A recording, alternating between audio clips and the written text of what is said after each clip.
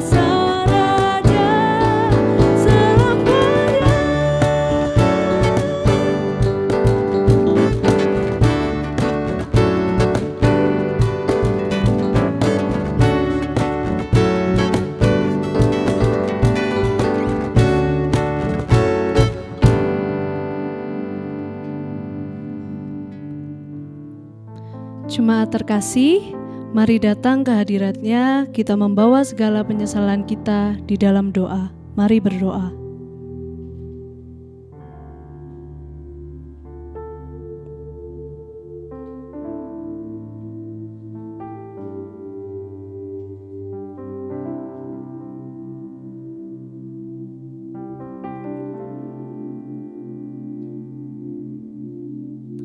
Tuhan, kami kembali menghadap ke hadirat-Mu, kami membawa setiap penyesalan kami mengaku setiap dosa kami Tuhan. Kiranya Bapa kami boleh melakukan yang terbaik, tidak melakukan dosa-dosa lagi Tuhan, dan kiranya bilur-bilur-Mu yang akan menyembuhkan kami, menyertai kami Tuhan, untuk bisa pulih dari setiap dosa dan kesalahan kami. Terima kasih Bapa, terima kasih untuk pengampunan-Mu. Hanya dalam nama Tuhan Yesus Kristus kami berdoa dan mengucap syukur. Amin.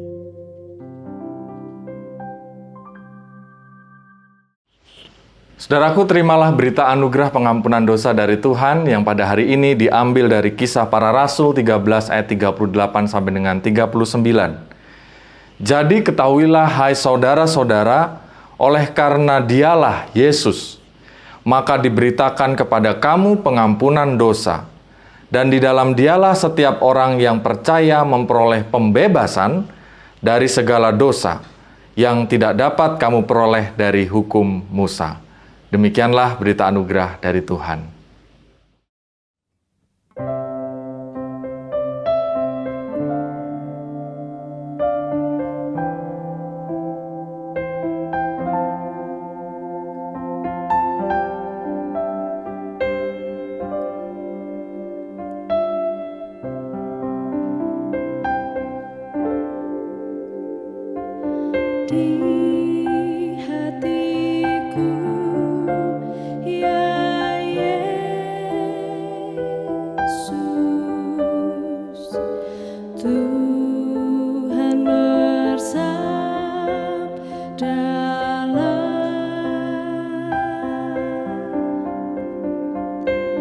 Agar tenang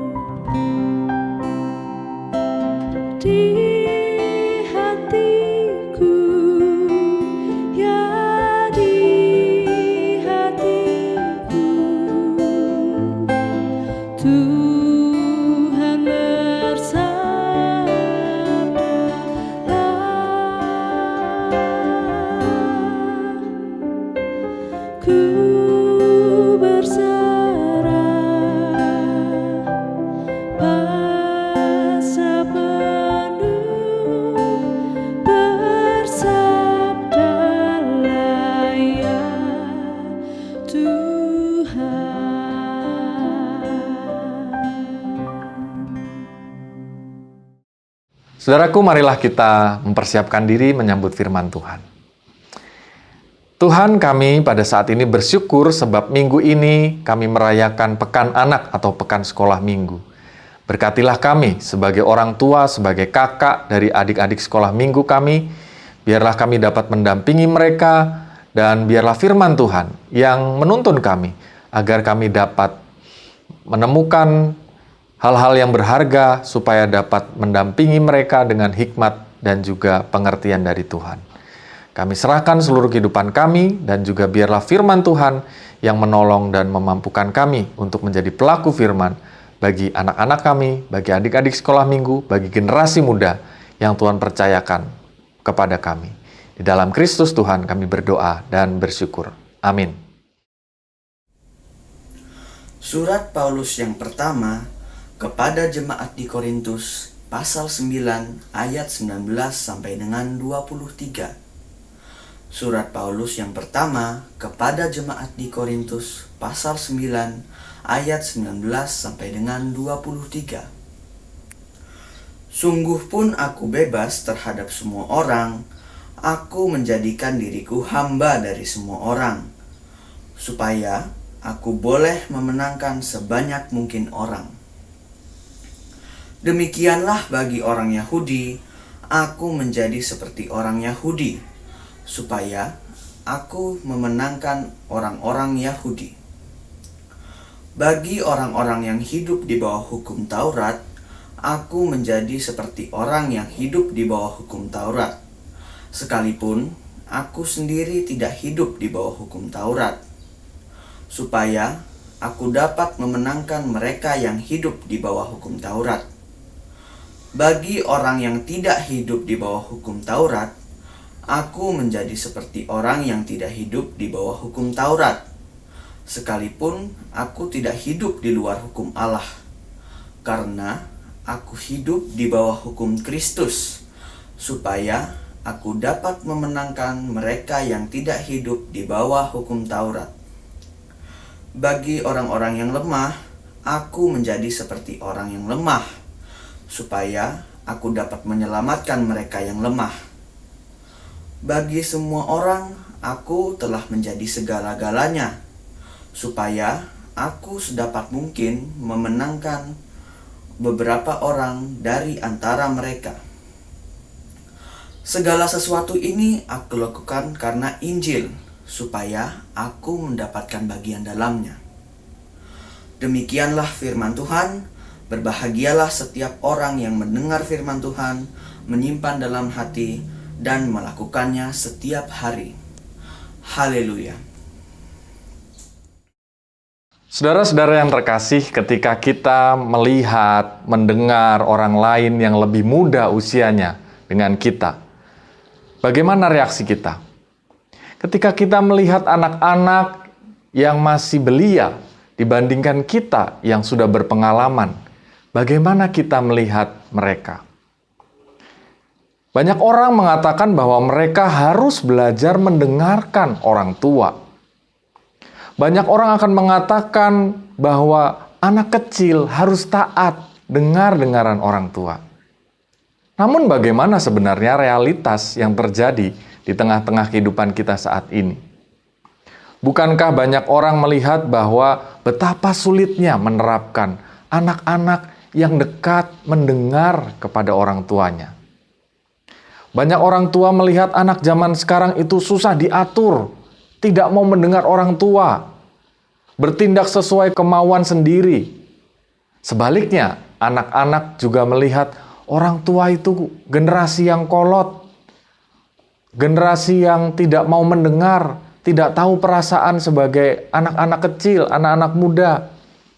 Ketinggalan zaman, overprotective, terlalu mengekang, dan seterusnya. Tentunya kedua generasi ini memiliki pemikiran masing-masing. Ada gap antara dua generasi. Bagaimana perbedaan generasi dan pola komunikasi yang ada ini menjadi pergumulan yang kemudian dapat kita jembatani, dapat menjadi satu generasi yang menyatu. Saudara yang terkasih, hari ini kita membaca firman Tuhan dari bacaan kita 1 Korintus 9 ayat 19 sampai dengan 23. Sebuah bacaan yang menceritakan tentang satu kerendahan hati seorang Rasul Paulus. Seorang rasul yang sangat ternama pada saat itu hingga saat ini. Surat-suratnya paling banyak dimasukkan di dalam Alkitab kita.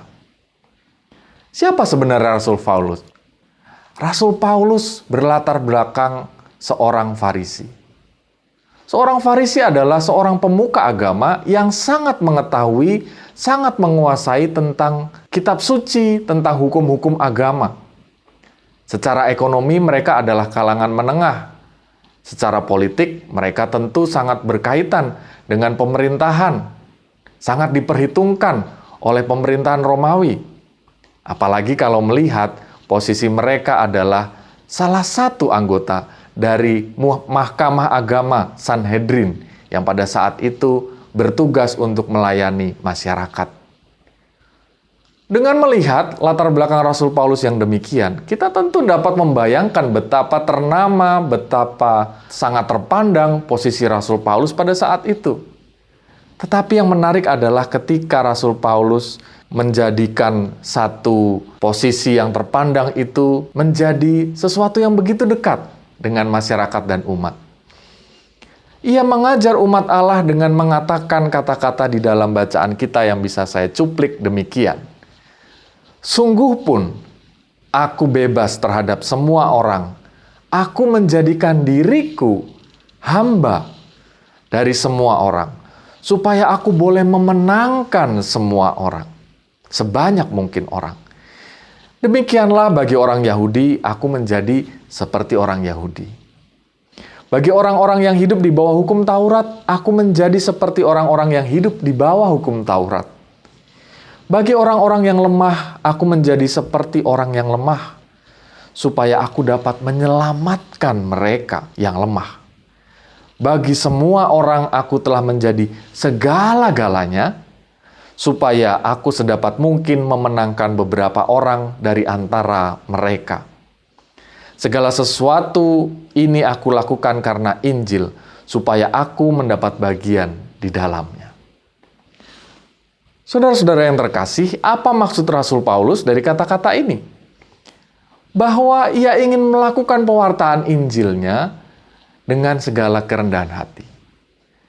Meski ia memiliki latar belakang keagamaan yang begitu tinggi, tetapi ia mau menjadi sama seperti orang-orang yang berbeda dengan dia. Orang-orang yang lebih rendah secara strata sosial, secara tingkatan ekonomi, tingkatan politik, keagamaan. Ia mau memahami pola pikir orang lain yang diajarnya. Ia mewartakan Injil dengan pendekatan kesetaraan, menjadi kawan dalam seperjalanan, memahami orang lain terlebih dahulu, bukan menggurui terlebih dahulu.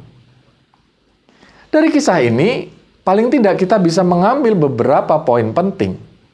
Yang pertama, kita diajak untuk menjadi orang yang lebih tua, yang belajar bersama dengan orang yang lebih muda, dengan anak-anak, dengan generasi-generasi muda. Sebagai orang Kristen, kita dipanggil menjadi orang tua yang tidak terlebih dahulu menggurui, tetapi terlebih dahulu memahami, mendengarkan. Bukan memperkatakan apa yang benar dari sudut pandang kita, dari pengalaman kita. Tetapi justru membiarkan generasi muda untuk belajar dari trial and error, dari segala percobaan mereka. Dengan pertimbangan-pertimbangan yang ada, mereka kita ajak untuk dapat mengambil keputusan secara mandiri. Pertimbangan tersebut tentu dipandu oleh kita sebagai orang tua, tetapi bukan sebagai seorang yang memberikan satu panduan untuk dilakukan persis seperti yang kita mau. Tetapi justru membiarkan mereka melakukan segala sesuatu dengan gaya mereka, dan kita memberikan nilai-nilai yang penting bagi mereka. Dengan demikian, saudara, tugas kita adalah melakukan kontekstualisasi era orang tua, era kita dahulu, dengan era zaman now. Anak-anak yang kita lihat mengekspresikan diri dengan sosial media, dengan TikTok, dengan berbagai macam ekspresi lainnya, mungkin bagi banyak orang menimbulkan satu antipati.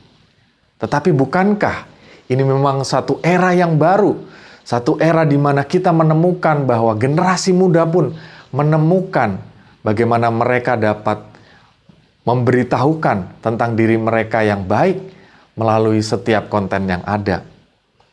Bukankah kita melihat dunia pendidikan saat ini pun sudah berubah? Pendidikan zaman dahulu, zaman kolonial, di mana orang yang lebih tua, guru, adalah sebagai pusat center dari segala sesuatu. Orang diminta untuk mendengarkan dan melakukan sama seperti yang diberitakan oleh guru, oleh orang tua. Tetapi lihatlah pendidikan pada saat ini. Pendidikan yang justru memerdekakan manusia. Begitu yang diperkatakan oleh Presiden Jokowi dan juga oleh Mas Menteri kita, Menteri Pendidikan Nadiem Makarim. Mereka mengatakan bahwa pendidikan itu tidak boleh dilakukan sama persis. Oleh sebab itu, ujian-ujian sekolah kita juga pada hari-hari ini sangat berbeda. Memberi kebebasan dan juga otoritas kepada sekolah-sekolah untuk melihat potensi-potensi anak. Dan tidak lagi melakukan satu klaim yang sama, bahwa jika tidak bisa ini, maka tidak berharga. Dengan demikian, dari sekolah ini menjadi satu tempat belajar bukan untuk mencetak generasi muda sesuai dengan kemauan sekolah, tetapi mencetak generasi muda untuk optimal sesuai dengan talenta masing-masing. Jadi dengan demikian, jika seringkali kita merasa bahwa begitu terbeban anak-anak kita, lalu kita berikan les dari pelajaran A sampai Z supaya memenuhi satu standar tertentu. Tetapi pertanyaannya adalah, apakah kita belajar bersama dengan mereka? Apakah kita menggali potensi yang terbaik dari diri mereka? Apakah talenta yang sudah Tuhan berikan itu muncul dalam kehidupan mereka? Kita sering mendengar satu slogan mengatakan, be the best of the best. Menjadi yang terbaik dari yang terbaik. Slogan itu rasanya sudah banyak ditinggalkan, saudara-saudara. Karena slogan yang lebih tepat untuk anak-anak kita, untuk generasi muda adalah Be the best of you. Be the best of yourself. Temukan apa yang paling baik, potensi yang paling besar di dalam hidupmu, dan muliakanlah Allah dengan itu semua. Bukankah kita melihat bahwa pendidikan hari-hari ini bukanlah segala-galanya? Banyak sekali orang-orang besar di dunia yang tidak sempurna secara akademis, tetapi justru menjadi orang yang sangat berpengaruh ketika mereka kemudian berkarya sesuai bidangnya. Kita mengenal pendiri atau pembuat satu media online, sosial media seperti Facebook, Mark Zuckerberg. Seorang yang secara akademis tidak sempurna dalam prosesnya, tetapi kemudian diundang ke universitas di mana ia dahulu sekolah atau berkuliah untuk menjadi satu pembicara yang memberikan semangat bahwa sekolah seharusnya tempat studi dapat membesarkan seseorang, meskipun ia mungkin melalui proses yang tidak sempurna. Demikian juga kita. Kita dipanggil seperti Rasul Paulus untuk menjadi seperti orang Yahudi, seperti orang yang lemah, untuk sebenarnya menjadikan mereka orang Kristen yang otentik sesuai dengan panggilan mereka masing-masing. Yang kedua, saudara, kita diajak untuk belajar juga dari generasi muda, dari anak-anak. Kerendahan hati Rasul Paulus yang mau menyelami kehidupan orang lain yang berbeda, yang secara agama maupun pendidikan, secara ekonomi, berada di bawah dari dirinya, membuktikan bahwa ia ingin sebenarnya menemukan Kristus di dalam diri orang-orang tersebut. Hal ini mengingatkan kita bahwa di dalam hal ini guru dapat belajar pula dari kehidupan para murid-muridnya. Bahwa ketika kita mengingat bagaimana Yesus diperlakukan oleh Maria dan Yusuf dalam pertumbuhan hidup Yesus, seringkali Maria dan Yusuf tidak hanya bertugas untuk membesarkan dan mendidik anaknya yang terkasih, Tuhan kita Yesus Kristus, tetapi mereka pun belajar bagaimana Allah nampak di dalam diri seorang anak kecil. Ketika Yesus satu ketika berada di bait suci dan orang-orang dari kampung halamannya sudah kembali, ayah dan ibunya tidak menemukannya dan kembali menemukan Yesus di bait suci. Dan apa yang dikatakan oleh Yesus pada saat itu? Mengapa kalian atau engkau mencari aku? Bukankah aku harus berada di rumah Bapakku? Dan itu semua membesarkan hati Maria dan Yusuf, bahwa mereka belajar melihat Allah di dalam seorang anak kecil yang dibesarkan oleh mereka. Dengan demikian, saudara, pengelolaan hidup keluarga kita, pendidikan, gereja, pekerjaan kita akan lebih bermakna ketika kita memang mau memberi tempat kepada orang muda, bukan hanya untuk mengikuti gaya kita, tetapi supaya kita mendengar, terinspirasi, dan juga mewarnai pekerjaan, keluarga, hidup bergereja kita oleh aspirasi dan juga semua hal yang mereka ungkapkan. Contohnya, kita dapat melihat hal itu di gereja kita, gereja yang masih muda, gereja yang baru berusia 21 tahun ini. Gereja yang baru mengalami akil balik kalau secara usia orang dewasa. Tetapi saudara, gereja yang 21 tahun ini berkembang luar biasa. Mendatangkan banyak sekali orang muda. Dan orang muda merasa begitu nyaman beribadah di tempat kita. Secara mayoritas kita bisa mengatakan bahwa yang beribadah adalah orang-orang muda. Mengapa mereka merasa nyaman? Salah satunya saya alami ketika saya menjadi seorang aktivis dahulu ketika saya berkuliah di Yogyakarta. Bahwa saya merasa para pendetanya, para pengerjanya mencoba untuk mendekati kami, memberi fasilitas, dan juga memberi tempat untuk kami menyalurkan aspirasi. Peribadahan dikemas dalam bentuk-bentuk yang lebih muda. Musik diberikan keleluasaan dalam pilihan-pilihan lagu dan juga aransemen-aransemen yang lebih baru. Dengan demikianlah gereja ini bertumbuh dengan penuh syukur kita merasakannya. Gereja yang penuh dengan dinamika karena orang-orang muda yang diberi tempat. Dengan demikianlah kita belajar seperti gereja, seperti Rasul Paulus yang mau menjadi sama seperti yang lain. Kita belajar dari orang muda, kita belajar dari anak kita tentang kehidupan ini, tentang hal-hal yang penting yang Tuhan titipkan melalui mereka. Dan yang terakhir, saudara, kita diajak untuk melihat anak sebagai titipan Tuhan dan menghargai keunikan mereka sebagai karunia Tuhan. Ketika kita melihat Rasul Paulus memberi waktunya kepada jemaat-jemaat yang dikunjunginya, Rasul Paulus melakukan perjalanan pekabaran Injil sebanyak 3 kali, bukan hanya meliputi daerah Yerusalem dan di sekitar Palestina, tetapi sampai wilayah-wilayah yang jauh, bahkan yang kita kenal sekarang dengan negara Turki, dengan negara Italia, di mana kota Roma, itu diberitakan Injil oleh Rasul Paulus. Sehingga negara-negara ini menjadi negara yang berkembang, atau tempat-tempat ini menjadi tempat di mana kekristenan bertumbuh luar biasa, dan menjadi satu berkat sampai hari ini. Dalam hidup ini kita pun juga dipanggil untuk memberi waktu kita bagi generasi muda. Namun pertanyaannya adalah, sudahkah kita juga mendukung, mendampingi mereka, generasi muda? Ketika peribadahan beralih dari peribadahan onsite menjadi peribadahan online, apakah kita bersama dengan mereka? Atau sekadar memberikan gadget kita supaya mereka beribadah sendiri? Atau kita pun mau duduk di samping mereka, memuji bersama mereka, orang-orang muda, dan mengomentari hal-hal yang kita dapat bersama dengan mereka. Mendampingi anak-anak kecil untuk sekolah minggu bersama. Dan bertanya kepada mereka apa yang mereka dapatkan hari ini. Melalui firman Tuhan, melalui pujian, melalui kegiatan sekolah minggu. Sudahkah kita memulai kebiasaan untuk berdoa bersama, belajar firman bersama dengan mereka?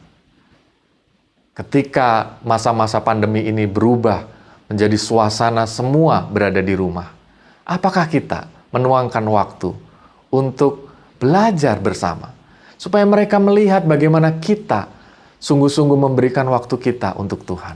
Dengan demikian, mereka mengenal Tuhan dengan sukacita, bukan karena kata-kata kita, tetapi karena kebiasaan kita melalui aktivitas yang kita tunjukkan.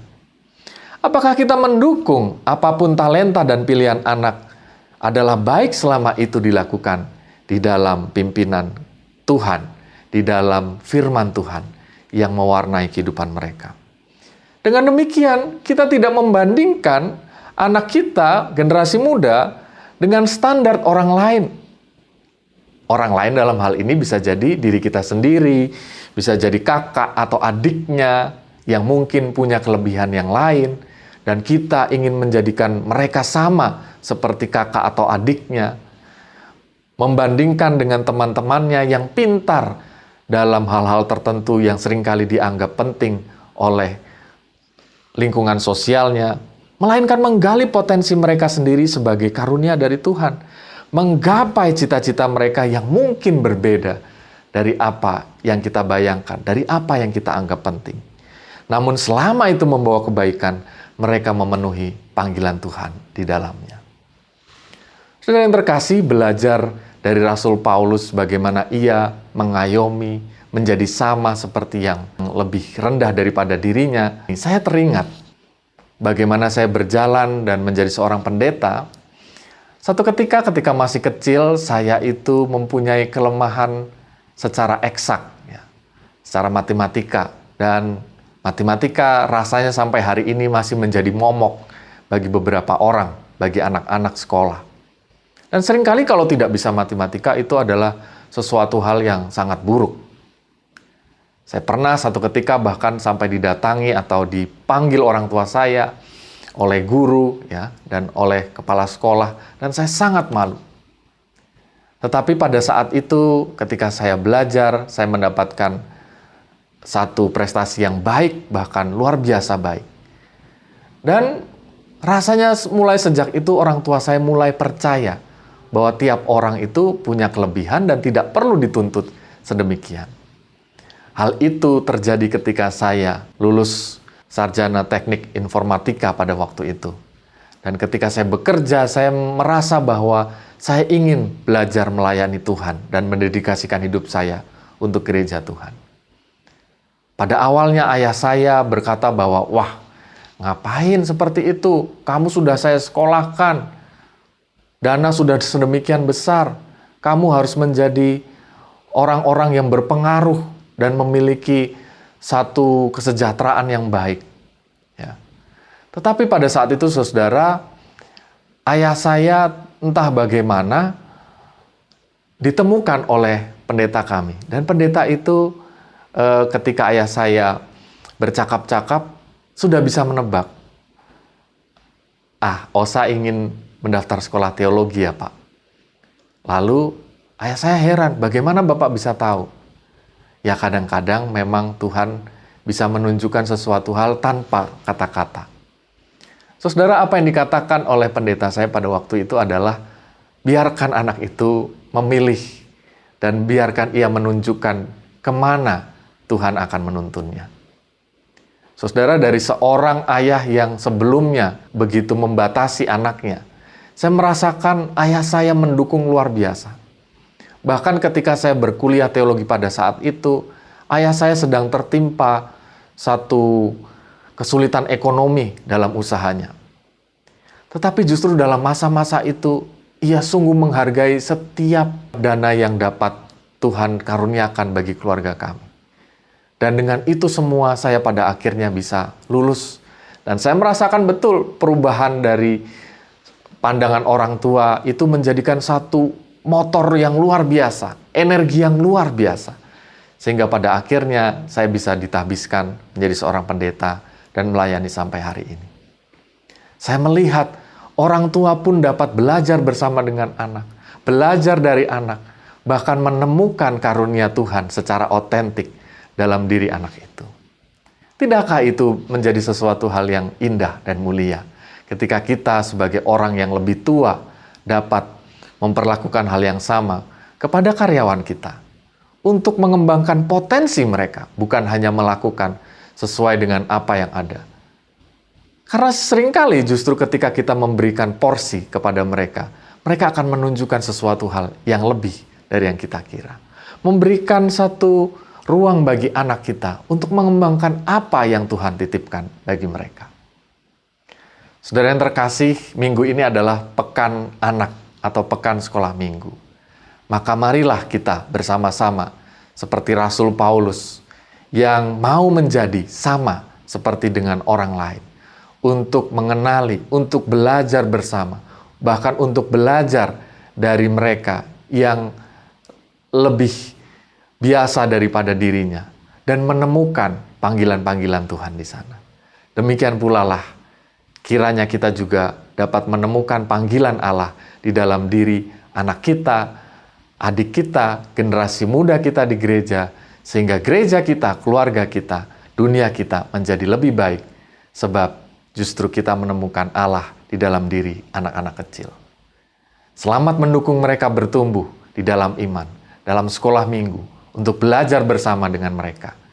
Selamat mendampingi mereka untuk menjadikan mereka the best of their self. Menjadi yang terbaik dari bagian diri mereka sendiri yang dikaruniakan Tuhan. Tuhan memberkati saudara dan saya. Amin. Saudaraku, marilah kita menaikkan syafaat kita. Kita berdoa. Tuhan, kami sungguh bersyukur bila minggu ini kami dapat merayakan kehidupan anak-anak kami, generasi muda di sekitar kami. Kami bersyukur bahwa melalui firman-Mu kami belajar untuk berubah. Kami berubah sebab kami menghargai mereka sebagai ciptaan yang otentik yang Tuhan berikan bagi kami. Ajari kami supaya kami dapat belajar bersama mereka, belajar dari mereka. Dan tidak selalu kami menggurui, tetapi menjadi teman seperjalanan mereka untuk mereka menemukan panggilan Tuhan di dalamnya. Kami berdoa ya Tuhan untuk anak-anak-Mu yang Tuhan titipkan dalam keluarga kami. Berkatilah mereka. Biarlah mereka yang pada masa ini menghadapi ujian sekolah, ujian di tempat mereka menuntut ilmu, di perkuliahan, mereka dapat menyelesaikannya dengan baik. Bila mereka telah mendapati hasil ujian mereka dan kelulusan mereka, ataupun kenaikan kelas, bimbinglah mereka di tempat yang baru ketika mereka memasuki sekolah baru, di kelas yang baru ketika mereka memasuki kelas ataupun jenjang yang baru. Dan berkatilah supaya mereka dapat belajar dengan sukacita, sebab kami mendampinginya sebagai teman dalam seperjalanan mereka. Kami berdoa ya Tuhan untuk rencana pembelajaran secara onsite yang akan dilakukan mulai pada tahun ajaran baru yang akan datang. Di bulan Juli yang akan datang, anak-anak kami akan mulai bersekolah secara onsite. Lindungilah mereka dan berkatilah mereka, supaya mereka dapat merasakan sukacita melalui pembelajaran secara online ini dan juga secara onsite, dan mereka dapat bertumbuh di dalam pengetahuan juga di dalam iman bersama dengan kami di rumah dan di gerejamu. Kami berdoa ya Tuhan supaya kami sebagai orang tua diberikan hikmat untuk mendampingi anak-anak-Mu dan mereka dapat memuliakan Tuhan dengan segala hal yang Tuhan percayakan dalam hidup mereka. Kami pada saat ini berdoa juga ya Tuhan untuk bangsa dan negara kami. Berkatilah Indonesia dalam segala pergumulannya. Kami berdoa supaya para pemimpin kami diberikan kesehatan, diberikan hikmat kebijaksanaan untuk dapat melewati masa-masa pandemi ini dengan baik. Dan berkatilah mereka supaya mereka dapat mendukung pemerataan vaksinasi bagi bangsa ini supaya vaksin COVID-19 dapat sungguh-sungguh menjadi salah satu solusi di mana bangsa kami menjadi lebih kuat dan lebih percaya diri untuk melakukan segala aktivitas secara ekonomi, secara berkeluarga, bergereja dengan damai sejahtera Tuhan. Kami berdoa untuk mereka yang sakit, baik sakit penyakit yang lain maupun sakit penyakit COVID-19. Berkatilah supaya mereka dipulihkan, berkati keluarga mereka supaya dikuatkan. Dan berkati mereka yang berduka supaya mereka dapat melewati masa-masa duka ini dengan pertolongan Tuhan. Ya berdoa ya Tuhan untuk bangsa kami di tengah-tengah segala pergumulan yang ada. Saudara-saudara kami di Papua yang beberapa waktu yang lalu mengalami konflik, berkatilah supaya damai sejahtera Tuhan melingkupi mereka dan perdamaian terjadi bagi mereka. Kayak berdoa untuk saudara-saudara kami dalam pemulihan bencana yang pernah terjadi di Malang dan sekitarnya, gempa bumi, di NTT, banjir bandang dan juga badai topan. Biarlah Tuhan yang memberkati supaya di daerah-daerah ini terjadi pemulihan yang signifikan karena kasih karunia Tuhan. Tuhan, kami mau berdoa untuk saudara-saudara kami yang pada saat ini juga bergumul dalam pekerjaannya, dalam situasi yang tidak mudah ini. Bukakanlah jalan ya Tuhan bagi mereka yang mencari pekerjaan. Dan lancarkanlah setiap pekerjaan ataupun usaha yang dilakukan. Sehingga itu semua menjadi salah satu wujud mereka dapat menemukan Tuhan dalam pergumulan-pergumulan hidup mereka. Tuhan, masih ada hal-hal yang mungkin belum dapat kami ungkapkan pada saat ini.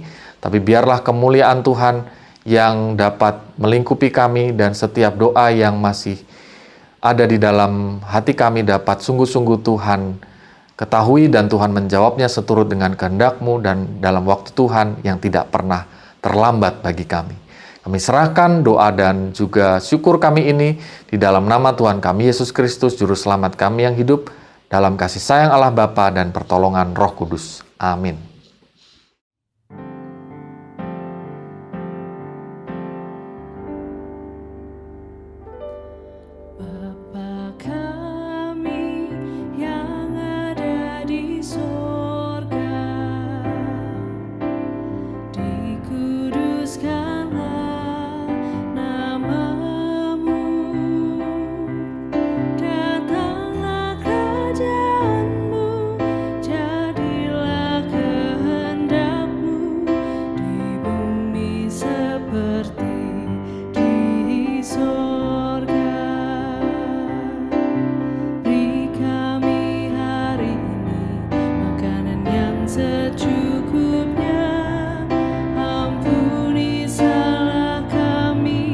Seperti kami ampuni yang bersalah.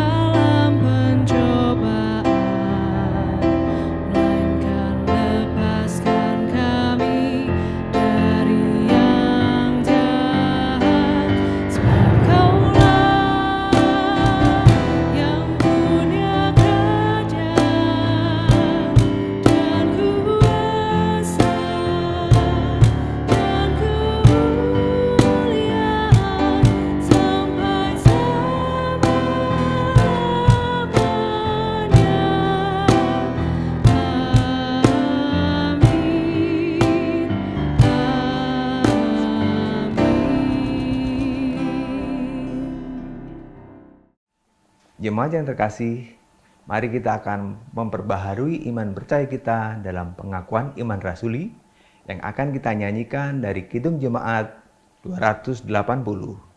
Aku percaya.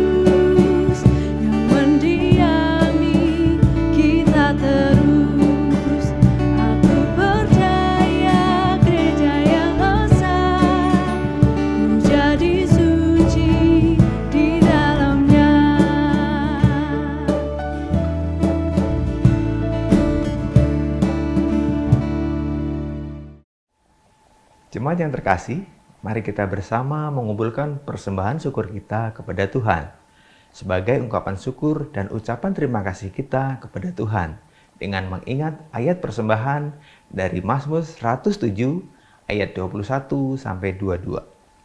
Biarlah mereka bersyukur kepada Tuhan karena kasih setianya, karena perbuatan-perbuatannya yang ajaib terhadap anak-anak manusia. Biarlah mereka mempersembahkan korban syukur dan menceritakan pekerjaan-pekerjaannya dengan sorak-sorai.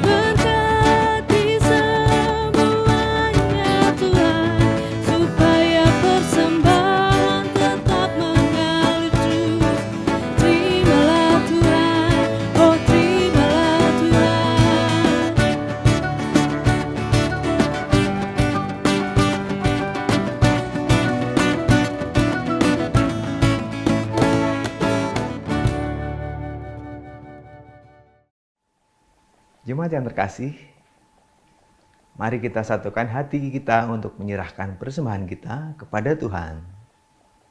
Mari kita berdoa.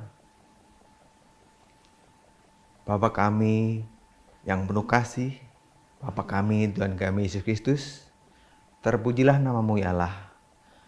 Ya Allah ya Bapa, kami datang kepadamu membawa persembahan. Terimalah persembahan ini Bapa, kiranya bermanfaat bagi pekerjaan-Mu, pekerjaan gereja kami, dan muliakanlah Bapa.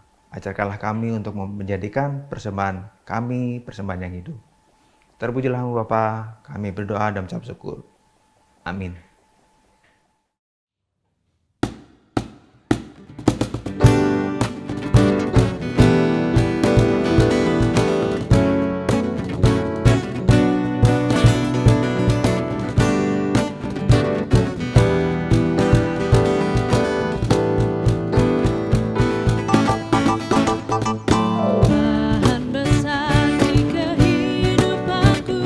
Sejak Yesus di hatiku.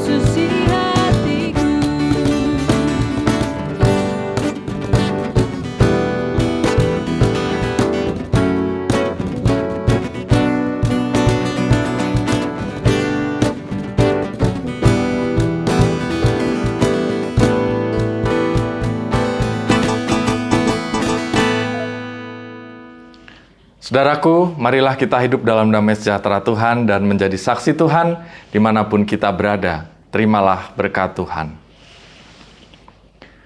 Bapa yang penuh cinta menerimamu apa adanya tanpa syarat. Kristus Sang Damai mengampunimu dan mencintaimu senantiasa dalam keunikan, kelebihan, dan kelemahanmu. Roh Kudus menyertaimu untuk selalu menerima mereka yang berbeda dan merayakan perbedaan itu sekarang dan selama-lamanya. Haleluya. Amin.